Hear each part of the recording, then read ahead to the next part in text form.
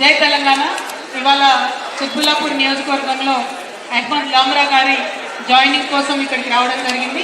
తెలంగాణ రక్షణ సేనలో జాయిన్ అవుతున్నటువంటి అహ్మద్ లామ్రా గారికి మేము స్వాగతం తెలియజేస్తూ మరి జాయినింగ్కి ఫెసిలిటేట్ చేసినటువంటి మనోజ గౌడ్ గారిని, మారయ్య గారిని, నరేష్ గారిని, శాంతి గారిని, ప్రసాద్ గారిని, వెంకటేష్ గారిని, వేముల భవానీ గారిని, సాజిద గారికి అందరికీ మనస్ఫూర్తిగా ధన్యవాదాలు తెలియజేస్తూ మరి టీఆర్ఎస్ తరఫున మేము డిమాండ్ చేస్తూ వచ్చినాం. జూన్ 2వ తారీఖు లోపల ఉద్యమకారులకు సంబంధించి ఖచ్చితంగా ప్రభుత్వం నుంచి ప్రకటన రావాలి. మీరు కమిటీలు వేసి కాలయాపన చేస్తే కుదరదు, ప్రకటన రావాల్సిందే.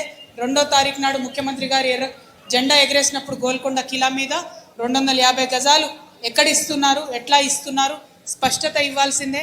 ఎంతమందికి పెన్షన్లు ఇస్తున్నారో స్పష్టత ఇవ్వాల్సిందే. అదేవిధంగా స్కూళ్ళు స్టార్ట్ అయ్యే లోపల ఫీజులు పెంచబోమనేటటువంటి జీవో కూడా ఇవ్వాలని డిమాండ్ చేసినాం. విపరీతంగా ఫీజులు పెరిగి అందరూ ఇబ్బందులు పడుతూ ఉన్నారు కాబట్టి ప్రభుత్వం ఆ జీవో వెంటనే రిలీజ్ చేయాలని చెప్పి మేము డిమాండ్ చేస్తున్నాం. మొత్తం ఇవాళ 50 మంది తెలంగాణ రైతాంగం అంతా కూడా ఇబ్బంది పడుతున్నా కూడా కనీసం ప్రభుత్వం ఎక్కడ వరి కొనకుండా, వడ్లు కొనకుండా, జొన్నలు కొనకుండా, మొక్కజొన్నలు కొనకుండా రైతులను ఇబ్బంది పెడతా ఉంది. రైతుల పక్షాన అందరూ టీఆర్ఎస్ పార్టీలో ఉన్నటువంటి నాయకులు, సైన్యం అంతా కూడా రేపటి నుంచి కళ్ళాలకు పోవాలని చెప్పి రైతులకు మద్దతు ఇవ్వాలని చెప్పి డిమాండ్ చేస్తూ ప్రభుత్వాన్ని వెంటనే కొనుగోలు కేంద్రాలు పెద్ద ఎత్తున ప్రారంభించాలి. జొన్న, మొక్కజొన్న అన్ని పంటలు కూడా కొనాలని చెప్పి నేను డిమాండ్ చేస్తూ ఉన్నాను.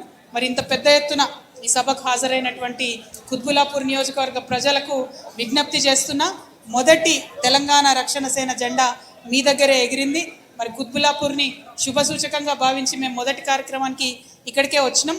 ఖచ్చితంగా మొదటి ఎమ్మెల్యే సీటు కూడా కుత్బుల్లాపూర్ ప్రజలు తెలంగాణ రక్షణ సేనకు గెలిపించి ఇవ్వాలని చెప్పి, మొదటి కార్పొరేటర్ సీట్ని కూడా గెలిపించి ఇవ్వాలని చెప్పి కుత్బుల్లాపూర్ ప్రజల్ని కోరుతున్నాను.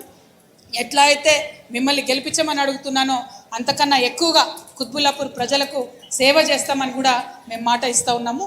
Thank you. జై తెలంగాణ, జై టీఆర్ఎస్.